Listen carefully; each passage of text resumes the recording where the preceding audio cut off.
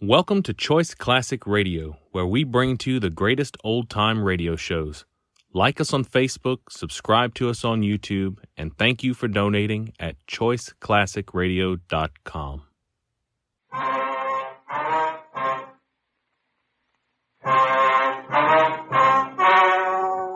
The story you are about to hear is true. The names have been changed to protect the innocent. Fatima Cigarettes, best of all king-size cigarettes, brings you Dragnet on both radio and television.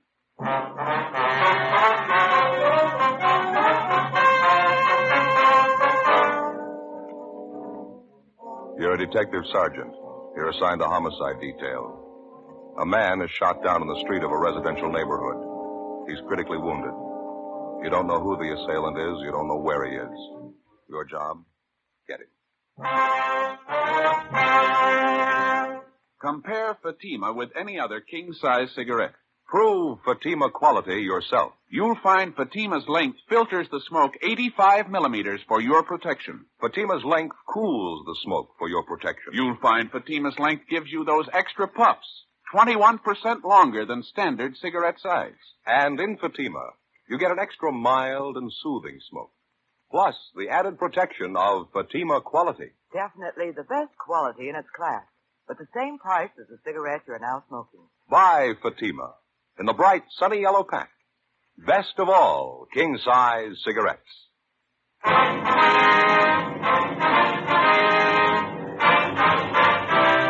Dragnet, the documented drama of an actual crime. For the next 30 minutes, in cooperation with the Los Angeles Police Department, you will travel step by step on the side of the law through an actual case transcribed from official police files. From beginning to end, from crime to punishment, Dragnet is the story of your police force in action. January 20th was mild in Los Angeles. We were working the night watch out of homicide detail. My partner's Ed Jacobs. The boss is Thad Brown, chief of detectives. My name's Friday. I was on the way back from dinner, and it was 9:57 p.m. when I got back to the city hall, room 42, homicide detail. Hi, make it in time? No, they were closed up. Oh, that's too bad. Where'd you eat? Oh, that cafeteria down the street was terrible. Nothing at all, huh? Well, I figured I'd be safe with a corned beef hash. Even that wasn't much. Soggy, you know. Probably standing all day. That's too bad. I asked Johnny if he'd stay open a couple of minutes late. Told him you were coming right over. The place was closed tight when I got there. I couldn't raise any money. Tough luck. Short ribs were really good tonight. Some great pie, too. Boysenberry. Best I had anyway. Mm-hmm. Say, you got any of those bicarb pills in your locker? I could sure use one. I'm afraid not. Gave the last one to Gene Bechtel tonight. Oh. He ate at the cafeteria, too. Hiya. Oh, Hi, what do you say? Any phone calls for me yet? Muriel down at the staff's office called. That run you asked for, they got it ready. It was the only call, huh? Yeah. What is it, Al? Something wrong? No, why? You've been moping around like you lost your best friend. What's the matter? You mad at the world? No, just my in-laws. The wife had her father and mother over for lunch today. The old man's getting to be a real pain in the neck. Don't get along with him, huh? I keep trying to. Doesn't seem to do much good. All he can think of is money. It's all he can talk about. Why let it bother you? My in-laws have been talking about it for years. Forget it. He won't let you. The minute he puts his foot inside the front door, it's the first thing you hear. Crusty old guy. That pipe he smokes enough to knock you over. Why don't you duck out when they come over? Tell them you got a call. You have to go to work. Yeah, the wife's onto that one. She makes me hang around. Keeps telling me your father and mother like me. You never know it. The old guy's a real tyrant. See, the wife comes from a big family. Every time I see her old man, he has to make a point of telling me how smart his other sons-in-law are. How much dough they're making. Yeah, see. Yeah, same routine every time. One of his daughters married a carpenter. He's making $20 a day. One of them married a hod carrier. He's making $25 a day. Always ends up asking me how much I'm making. Why don't you tell him it's none of his business? I did today. That's what started the argument. I walked out. Crusty old guy. Yeah, well, I get it. Homicide, Friday. Yes, sir. Where? Mm-hmm. Would you repeat? Yes, sir, I have it. Fine, thank you. Yes, sir, right away. Shooting. Kirkman near Alpine. Let me grab my coat. No details? Man down on the sidewalk, apparently hurt bad. Neighbor said it was a family fight. Come on, we better hustle it out. Let's go. That's one good thing about this job. What do you mean? Trouble. You don't know what it is till you hear about other people's. Sergeant Al Shambra, Ed and I drove out to the scene of the shooting. Code 3, red light and siren. We located the victim lying on the sidewalk approximately 50 feet from the intersection of Kirkman Avenue and Alpine Street. He was a dark-haired man, looked to be in his early 40s, tan complexion, well-built. He'd been shot several times in the chest, once in the shoulder. He appeared to be unconscious. A handful of curious neighbors were standing by. One of them, a short, balding man, identified himself as Ernest Whitley. He said he was the victim's next-door neighbor. What's the man's name, Mr. Whitley? Wally Radford lives right next door to me. Been my neighbor for years. Where do you live? This apartment court right here. I live in the cottage next to the end when they're number 8. Wally lives in number 9. One right on the end there facing us. Yeah, what do you know about the shooting, Mr. Whitley? Well, I didn't have anything to do with it. I was watching television with the wife. I heard the shots outside. You can ask the wife. She'll tell you. You heard the shots outside of Radford's cottage, is that right? Yeah, that's right. Where's the ambulance? Why don't they come? They've been notified. They're on the way. Well, who did the shooting, Whitley? Would you know that? Well, not for sure. We were watching television, like I said, when I heard the shots. Wife and I. First I heard the shots, and then I heard somebody yell. I thought it was some high school kids in a hot rod or something. You know, horsing around outside. Wife told me to get up and take a look anyway, so I did. Uh-huh. On the way to the door, I heard another shot. Then somebody yelled out again like they were hurt. Must have been 6 or 7 shots anyway. Just as I opened the door, I saw Wally go running past. I didn't know what was coming off. He ran right out toward the street here. Weaving back and forth, looked like he'd had a couple of drinks. I didn't know what it was. You didn't see the actual shooting? You didn't see anyone with a gun? Well, no. The only one I saw was Wally. He ran right by me, holding his hands up to his chest. I yelled to him, but he didn't stop. I didn't know if he was drunk or what. When he got out here to the sidewalk, I saw him fall down. I went after him. It was terrible. Say, either one of you got a smoke? Yeah, sure. Look, I'm still shaking like a leaf. There you go. Swell. Thank you. On the light? Yeah, please. Thanks. You're welcome. Was Radford still conscious when you reached him, do you know? Just about, yeah. I don't know how many times he was shot. He was rolling around on the ground. Pain was terrible. The whole front of his shirt was all stained. I yelled to Mike Desmond, one of the other neighbors. He called you fellas. Did Radford say anything to you? How it happened? I kept moaning about the pain. Kind of made me sick. It was a relief when he passed out. Mm-hmm. Did he tell you how it happened? Yeah, his wife. I figured that was it when I saw what was wrong with him. He told you his wife shot him? Well, they had a big fight today, Wally and his wife. Started this afternoon, been going on all day, all night, yelling at each other, throwing things around. I never expected this, though. Something must have snapped. She must be out of her mind. Where's his wife now? I don't know. Still back in their cottage, I guess. I've been here since the shooting. I didn't see her leave. Joe? Yeah. We got our hands full. Now, what do you got? Just talking to one of the neighbor women back in the court here. She said that Mrs. Radford phoned her about 5 minutes ago. Identified herself as the victim's wife, cottage number 9. What did Miss Radford want with the neighbor? She said she was giving fair warning. She wanted her to pass the word along. What do you mean? Claims she's going to kill anybody that comes after her.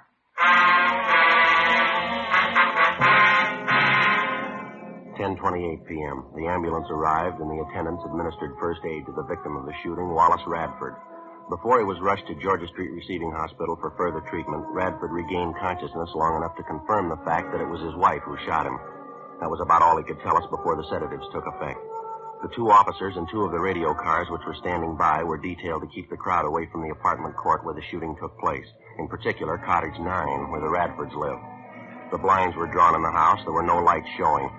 We called the Radford cottage on the phone, but there was no answer. Al Shambra and Ed circled around and back for a closer look at the place. I continued interviewing the Radford's next-door neighbor, Ernest Whitley. I guess I should have known it would come to this someday, the way they've been fighting lately, Wally and his wife. They've been doing nothing but wrangling, day in, day out. Well, you any idea where Mrs. Radford got the gun? She must have used Wally's, I guess. Don't know where else she'd get her hands on one. He keeps a gun in the house, does he? Yeah, as long as I've known him, he has. 38 automatic. I don't know the make, though. Do you happen to know if Mrs. Radford was used to handling a gun? No, a typical woman. I remember Wally and Stella were over for cards one night. Stella, that's Mrs. Radford. Yeah. I don't know how it came up, but Wally and Stella started arguing about him keeping a gun in the house. Stella didn't like it a bit, said she was afraid of guns. Didn't even like to have him around. I'm surprised she even knew how to pull a trigger. You said the Radfords had a big fight today. What was it about? You happen to know? Same old thing, I guess. Stella was always accusing Wally of running around with other women, running around town drinking. As far as I know, it wasn't true. Matter of fact, it was just the opposite. If anybody was on the town, it was Stella. I happen to know at least one guy she was making eyes at. Oh, here's your friend. Hi, what's it look like? Not good. House is pitch dark. Can't hear anyone moving around inside. Won't be easy to get her out of there, Joe, the way the cottage is situated. Why, what's the problem? The rear of the house backs up against that hill there. Yeah. There's a small space between the end of the house and the hill. No back door, just windows. One of them's open a few inches. You mean the front door's the only way in the place, huh? No, there's a side door on the left of the house there, left-hand side. Yeah, it's a kitchen door, Sergeant. Leads right into the kitchen. Just like our place. All the cottages are laid out the The same. living room's just inside the front door, then, huh? Yeah, that's right. Bedrooms in the right rear, kitchen in the left rear. A small bathroom leading off the bedroom leads to the left. She won't come out peaceably. How about a tear gas shell? That ought to bring her out. Well, I don't know if we'll need it, Al. Might be a waste of time. Whitley here was just telling me Mrs. Radford isn't familiar with guns. You think she know how to reload the automatic, Whitley? No, sir. I'm pretty sure she wouldn't. I don't even know if Wally had another clip of shells around the house. Even if he did, Stella wouldn't know what to do with it. Well, how about the clip that's already in the gun? Good chance you got a couple of shells left. She fired more than half a dozen of them. I know that. She must have gone crazy. There were at least 7 or 8 shots. Well, I'm just about emptying the gun. How about it? You want to try rushing the place? It's okay with me. All right, you better stay out here for the time being, Mr. Whitley. Might be some shooting. You know you taking any chances. Yes, sir. Sure. Okay, Sergeant. I'll be right back here if you want me. Thank you very much. All right, let's try it. How you want to handle it? Why don't you and Al take the side door? I'll go in the front. You want to see if we can get a rise out of her first? Yeah. Might be she'll give it up without a fight. I'll call out to her a couple of times first. If there's no answer, we'll rush the place. Okay. Now, let's make it all together, huh? Just wait for a signal. I'll call it out. All right. Okay.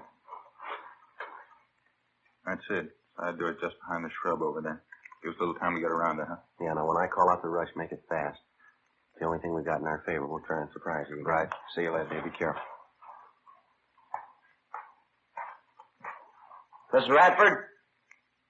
Miss Radford, can you hear me? Police officer, you've got your place surrounded. We want you to come out. Can you hear me, Miss Radford? We want you to come out. Miss Radford? All right, let's go. Hit the door.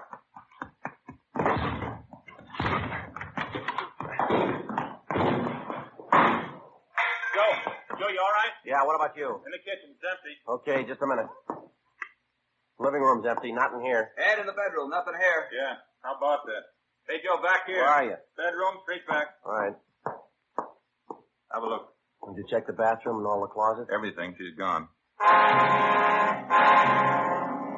10:46 p.m. We double-checked the cottage, all the buildings, and possible hiding places adjoining the Radford house, and then we combed through the immediate neighborhood around the apartment court.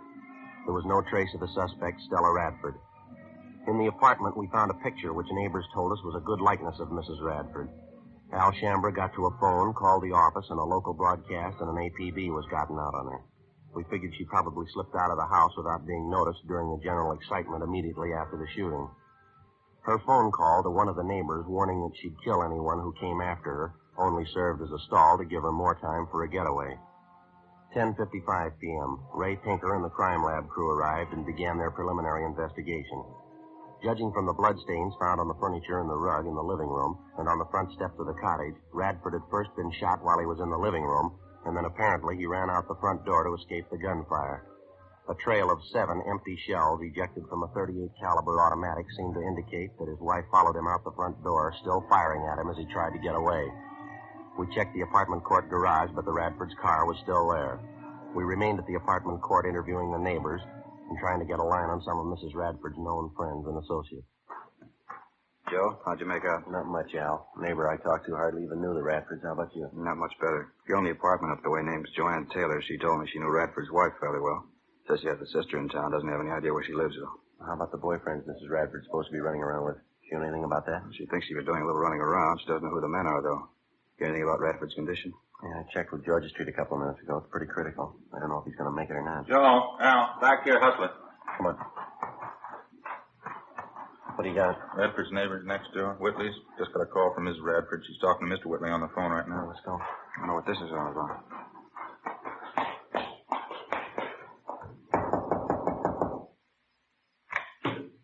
Oh, yeah, Sergeant. I was just going to run and get you. You have Mrs. Radford on the phone? I did, yeah. She hung up just before you came in.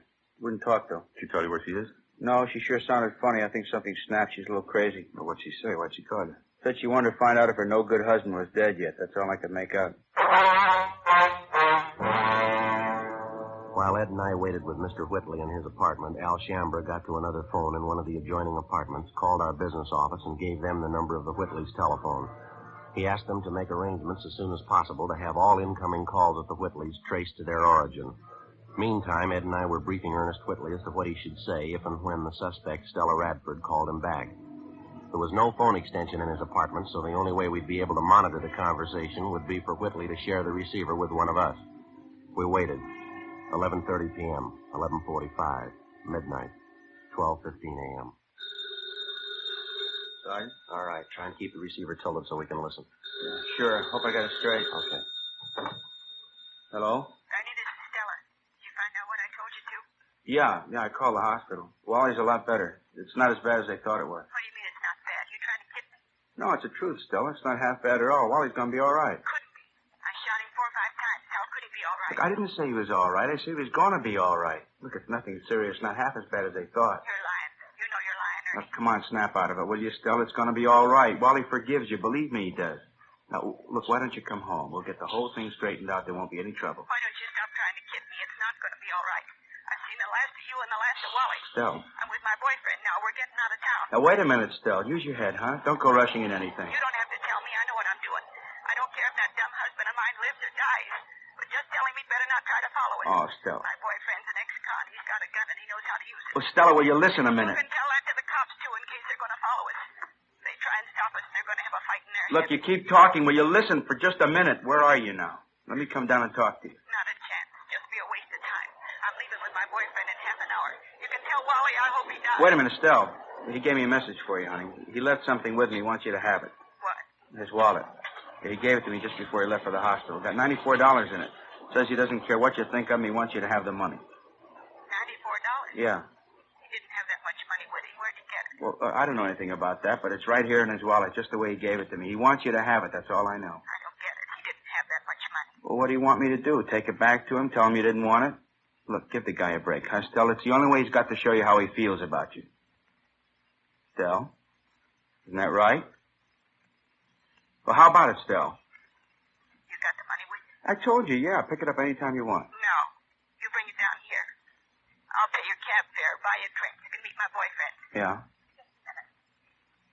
Stella? Hello, Stella? Yeah? It's about 12:30 now. I'll be down here in half an hour, huh? Uh-huh. I'm in a bar right on the corner. You can't miss it. Where? What corner? 9th and Avalon. As soon as the suspect, Stella Radford, hung up, we went to the apartment cottage next door where Al Shambra was on the phone in constant communication with our business office. He told us that somehow there'd been a slip-up. They were unable to trace the call to its point of origin. 12:36 a.m. According to plan, Ernest Whitley left his apartment, called a taxi, and headed downtown to keep his appointment with the suspect, Stella Radford. Ed Jacobs and Lieutenant Tony Ruiz from Homicide followed him. Al Shambra and I stood by at the apartment. More waiting. 1 a.m., 1:30, 2 a.m. Think they'd call us anyway. Wonder what the hitch is. Well, it's kind of hard to figure out. It's either a bum steer or they ran into some kind of trouble, maybe. And Mrs. Radford, she really warmed up to the idea when the money was mentioned. Well, apparently, yeah. I was listening in when Whitley gave her the story. She seemed to go for it. It's kind of hard to tell. The way this whole thing shapes up, she can... Might be them now. Give a look. Joe? Oh, yeah. What happened? How'd it go? We covered the border closing, cruised the neighborhood, and gave her plenty of time. Yeah. No luck. She didn't show.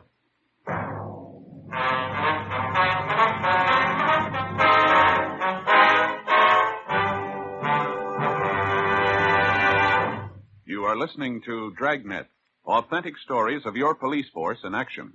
Fatima, America's first, largest-selling blended cigarette. Now king-size.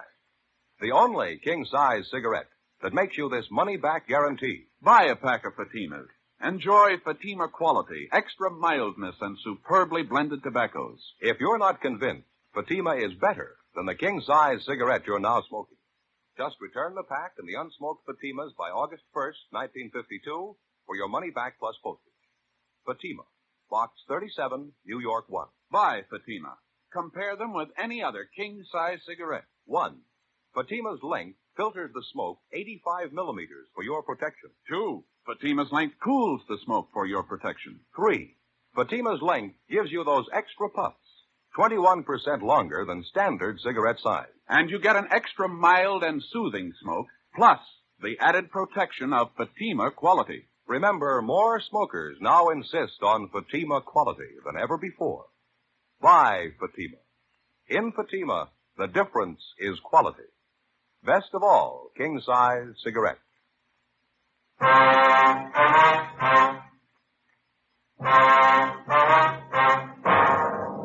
Friday, January 21st, 2:28 a.m. With the failure of the suspect, Stella Radford, to keep the date with her next-door neighbor, Ernest Whitley, at the Avalon Boulevard bar, we reached a temporary stalemate. Despite the fact that checks were made at all restaurants, bars, and other business places in the vicinity of 9th and Avalon open that time of night, there was no report or trace of the suspect. While the search continued, we stood by at the Whitley apartment in the hope that Mrs. Radford might call back. A check of our Records and Identification Bureau failed to turn up any record on either the victim or the suspect, his wife. Ed called Georgia Street Receiving Hospital again, but there was no change. Wallace Radford's condition was still critical. At 2:35 a.m., Stella Radford telephoned again. While we listened in, she told Whitley that she'd had no intention of keeping that appointment with him at the Avalon Boulevard bar. She told him that she knew he was working with the police, that she saw officers follow Whitley to the bar where they were supposed to have met. She again warned him of the consequences in the event anybody tried to apprehend her. After she hung up, we checked with the business office, and they told us that the calls had been coming from a telephone prefix which was impossible to trace. 10 minutes later, Whitley got another call from the Radford woman. The conversation went on for the better part of 20 minutes. She didn't seem to make much rhyme or reason. Her only concern was the condition of her husband, whether or not he was dead. She hung up abruptly, but 15 minutes later, she called Whitley again. Look, Stella, I told you there isn't going to be any trouble. Now, why don't you go and see Wally? He's lying down there in the hospital. He wants to see you. How about it, huh, Stella? Is he dead or not? That's all I want to know. My boyfriend and I are leaving first thing in the morning. I want to find out before I Why don't you at least give me a chance to talk to you, Stella, huh? We've been good friends. You know I wouldn't do anything to hurt you, you or Wally. Now, let me talk to you, huh? There's nothing to talk about. If you got anything to say, you can tell me now. All I want to do is find out about I Wally. told you he's hurt, but he's going to be all right. It's not serious. Stella? Why don't you stop lying to me? But I'm not lying, Stella. I wouldn't lie about something like that. What's the matter with you anyway? You been drinking? What's it your business? You're not kidding me, Ernie. You're trying to help the cops. Don't you think I know that? What kind of a fool you think I am? But I'm trying to help, Stella, that's all. Sure, you're trying to help. Not me, though. You're trying to help the cops. I know they're with you. When we made that date to meet at the bar, you told them all about it. No. You left the house and they left right after you. I know Stella. all about it. No, you got it wrong, honey. I'm trying to help both of you, you and Wally. I'm trying to help the best way I know how. Now, why don't you come home? I told you we'll straighten the whole thing out. There won't be any trouble. Don't hand me that. I said we're leaving town, me and my boyfriend. Now, what about that money? $94. She said Wally wanted me to have. Yeah, that's right. He does. Now, how can I get it to you if you don't trust me? Get away from the cops, that's all. Oh, Stella. Maybe I could use the money, but I'm not giving myself up. Look, for you're that. wrong about the cops, Stella. Believe me, you are. Now, why won't you let me meet you someplace? Any place you want, just let me talk to you. How many times do I have to tell you there's nothing to talk about? All I want to know is about Wally. Is he dead yet? But I told you, he's not dead. He's going to be all right. But why can't you believe me? It's not what they thought. Wally will be okay. Ed, Yeah? in the next room. But what for, Stella? Why? Now, come on, snap out of it, huh? No, it's the truth, so help me. Yeah, what's the matter?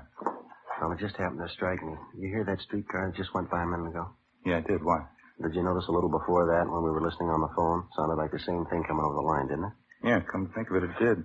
Matter of fact, I heard it a couple of times coming over the phone. It's pretty regular. Yeah, that's what I mean. Streetcars have been passing by here regularly, too. Not much of a time lapse, either. Not much more than a minute. Mm-hmm. Well, I mean between the time when we hear it over the phone and the time the streetcar actually passes this place. Yeah. Well, if we've got the right angle, there's only one way to figure here. She's phoning from somewhere in the neighborhood, and she's fairly close, wouldn't you say? Where do we start looking? Well, car tracks only run two ways. 3:30 a.m. Ed and I went back into the next room and continued to monitor the conversation between Whitley and Mrs. Radford. Whitley seemed to know how to keep the suspect talking, even though the purpose of her conversation seemed to make little or no sense. At 3:42 a.m., while we listened in, on the other end of the line, we again heard the sound of a streetcar approach and pass. Ed checked his watch. Approximately 1 minute, 38 seconds later, we heard a streetcar pass by in front of the apartment court. Before Ed and I left, we jotted down a note for Whitley asking him to keep Mrs. Radford on the line just as long as possible. We got in the car and drove north along the car tracks at about the normal speed of a streetcar. 1 minute and 38 seconds of driving brought us a distance of little more than 8 blocks. It was on the fringe of a park area. There were only 3 residential buildings in the immediate vicinity. There were no lights showing in any of them. We checked the location for public telephones, but we found none. 4:15 a.m., we turned around, drove back to the apartment court, and using the same timing procedure, 1 minute, 38 seconds at 25 miles an hour, we drove along the car line in a southerly direction. Sure not much of a choice. Bars are closed, most of the restaurants. No lights burning on this block. A few up ahead there in the next block, Ed. Yeah. Got to come pretty soon, doesn't it? Yeah, it's a minute right now. I can't see how we'd be wrong on it, can you? Too much right off is just a coincidence. A minute, 15 seconds. A minute, 20. Better slow down, huh? Yeah. What do you think? Well, there's a service station across the street. It's closed up. Well, a lot of them have outside payphones, don't they? You see any? No. None on this side. Let's see, I'll pull up in there, huh? Yeah. There's a phone booth in the back there. There's no light, though. Looks like somebody in it. Yeah. Looks like a woman. Yeah, it is. Come on. All right, hold it up, lady. She's running for it, Joe. All right, come on. Hold it up, lady. Police officer. Let go. Let go of me. What do you think you're doing? Police officers, lady. Here's our identification. I'd like to talk to you. Leave me alone. Just leave me alone. That's all. I don't have to talk to you. Your name's Stella Radford, isn't it? No, it isn't. That's your identification? Who sent you here? Who was it? Are you Stella Radford? You couldn't have found out. How'd you know I was here? It was Ernie, wasn't it? Him and his friends. He told you. No, ma'am. I don't see how you found me. Somebody had to tell you. You never could have found me. I don't see how I made any mistake. Yeah, that's right. Let's go, lady.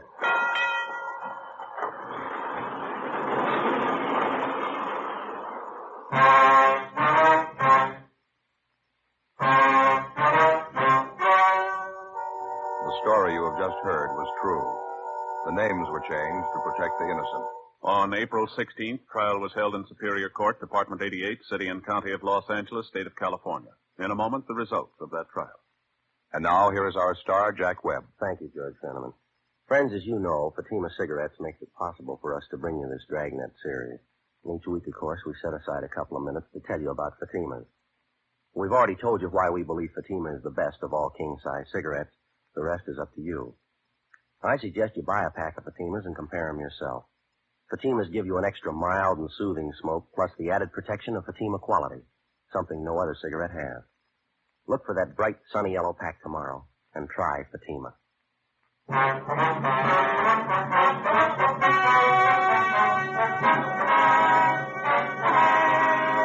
The victim of the shooting, Wallace John Radford, recovered from his wounds and refused to press charges against his wife. However, she was tried in Superior Court and found guilty of Section 245 PC, assault with a deadly weapon.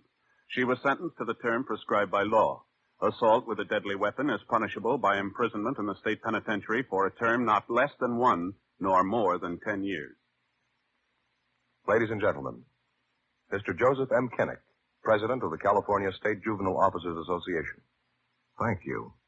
The California State Juvenile Officers Association has asked me to present this award of merit to Jack Webb and to Dragnet for outstanding service to law enforcement in the authentic and sympathetic portrayal of the police officer in the field of delinquency control. Thank you very much, Mr. Kenny.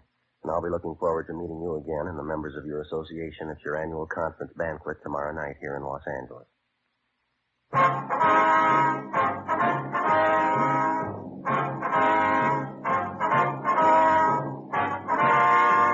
You have just heard Dragnet, a series of authentic cases from official files.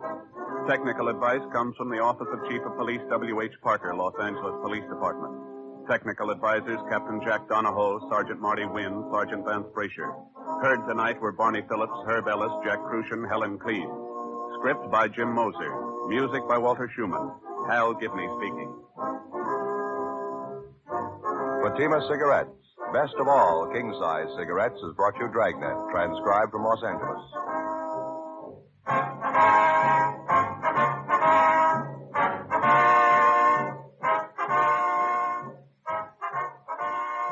Ladies and gentlemen, nature plus the threat of man-made catastrophes make continuing help in constant preparedness necessary.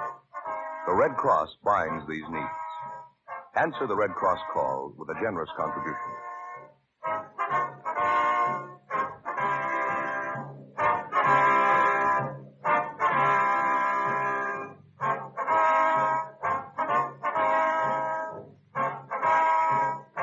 Now it's Counter Spy on NBC.